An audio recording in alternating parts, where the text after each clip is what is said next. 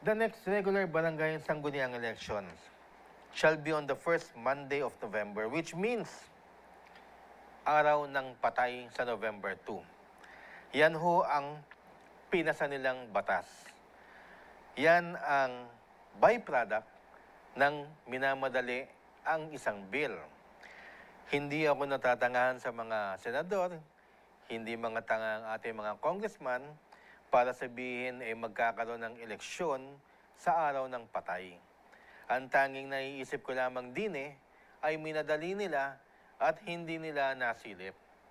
Ganun pa man, kung pinirmahan na ng Pangulo yan at naging ganap na batas na siya, ay November 2, araw ng patay o All Souls Day, ang magiging eleksyon natin sa December sa 2026. Ayan po ang kanilang malaking pagkakamali.